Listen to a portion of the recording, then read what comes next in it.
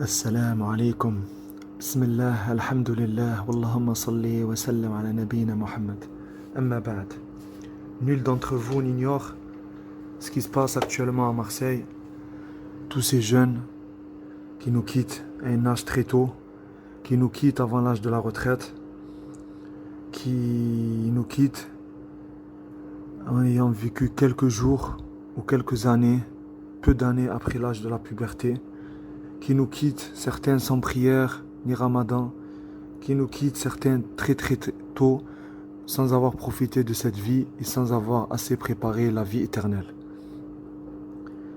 Allah subhanahu wa ta'ala dit dans le Coran, dans un verset très émouvant, il dit: et là, ils hurleront: Seigneur, fais-nous sortir, nous ferons le bien, contrairement à ce que nous faisions. Ne vous avons-nous pas donné une vie assez longue pour que celui qui réfléchit puisse réfléchir? L'avertisseur, cependant, vous était venu. Eh bien, goûtez votre punition, car pour les injustes, il n'y a point de secoureur. Dans ce verset, Allah subhanahu wa ta'ala dit, il parle des gens qui seront en enfer, qu'Allah nous préserve, et ils diront: Seigneur, fais-nous sortir, nous ferons le bien, contrairement à ce que nous faisions. Nous ferons le bien, contrairement à avant, on n'a pas fait assez de bien, on n'a pas du tout fait du bien. Et Allah subhanahu wa ta'ala, il va les blâmer en leur disant: ne vous avons-nous pas donné une vie assez longue pour que celui qui réfléchit puisse réfléchir? L'avertisseur, cependant, vous était venu. L'avertisseur, selon certains gens du tafsir, ici, c'est le Rasoul, alayhi salatu salam. Le message prophétique, le prophète, il vous a été parvenu, vous l'avez reçu, vous l'avez entendu. Eh bien, goûtez votre punition, car pour les injustes, il n'y a point de secoureur. Qu'Allah nous préserve. Regardez, les savants du tafsir disent: من أهل النار من عمره 20 أو 18 أو سن البلوغ ومع ذلك يصدق فيهم هذا الخطاب إنهم قد عمروا حتى جاءتهم الذكرى فالله يعاتبهم على إنهم لم يستغلوا أياما بعد البلوغ فيكسبوا فيها خيرا. Certains ulama du tafsir, de l'explication du Coran, ils disent: parmi les gens de l'enfer, parmi les gens du feu, il y aura des gens qui ont 20 ans ou 18 ans ou l'âge de la puberté, 15-16 ans selon certains jeunes, et malgré cela, ils seront concernés par ce verset. Et Allah subhanahu wa ta'ala les a blâmés car ils ont reçu le rappel, et Allah les blâme car ils n'ont pas profité, ils n'ont pas su exploiter les quelques jours ou les quelques années qu'ils ont atteints à part après l'âge de la puberté pour y faire du bien, pour y faire des bonnes actions. Subhanallah. Il est mort à 16 ans, ou il est mort à 18 ans, ou il est mort à 20 ans. Certes, c'est quelques jours ou peu d'années après l'âge de la puberté, car à partir de l'âge de la puberté, on est responsable de nos actes devant Allah subhanahu wa ta'ala. Si tu as fait de la fornication, si tu as volé, si tu as tué, si tu as guetté, si tu as vendu, qu'Allah nous préserve. Si tu n'as pas prié, si tu n'as pas fait Ramadan, si tu n'as pas fait les obligations, si tu n'as pas délaissé les interdictions, tu seras jugé et ou récompensé ou châtié. Donc regardez ce verset, comme il fait peur, il est terrifiant. Et dans un hadith authentique, le prophète alayhi salatu wassalam dit: au jour de la résurrection, aucun serviteur ne bougera de sa place avant qu'on ne l'ait interrogé au sujet de sa vie. À quoi l'a-t-il consacré? De son savoir, qu'en a-t-il fait? De ses biens, comment les a-t-il acquis et dans quoi il les a dépensés? Et de son corps, à quoi l'a-t-il fatigué? Donc tous, dans notre vie, là, on stresse pour des examens, pour des questions. Le permis, le bac et autres. Concours, tout le monde passe des concours, des examens. Mais il y a 5 questions que beaucoup d'entre nous on oublie et on va en être questionné, sauf ceux qu'Allah leur a fait miséricorde, ceux qui se rentreront au paradis sans jugement ni châtiment, qu'Allah fasse qu'on soit parmi eux. Ben on va tous être questionnés ces questions-là. Donc, la vie, à quoi l'a-t-il consacré? À l'obéissance ou à la désobéissance?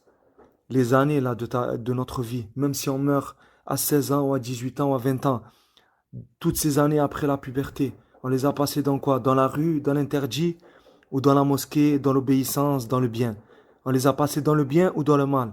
Car ou c'est du bien qu'on fait, ou c'est du mal, il n'y a pas autre chose. Ou c'est bien, ou c'est du mal.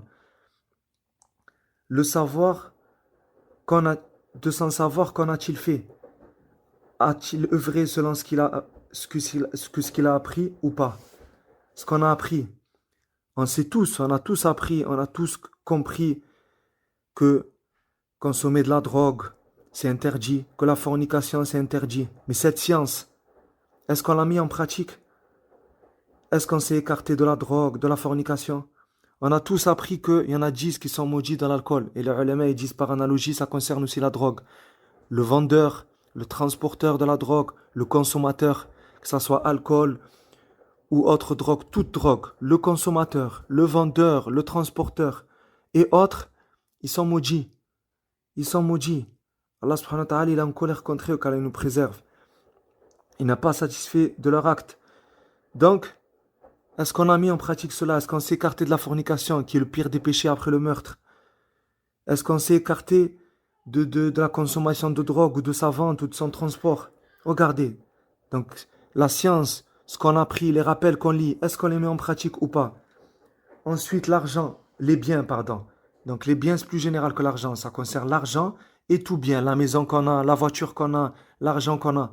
Dans quoi on les a utilisés? Dans le bien, avec la voiture, je suis parti à la mosquée, je suis parti visiter la famille, ou je suis parti aux endroits interdits.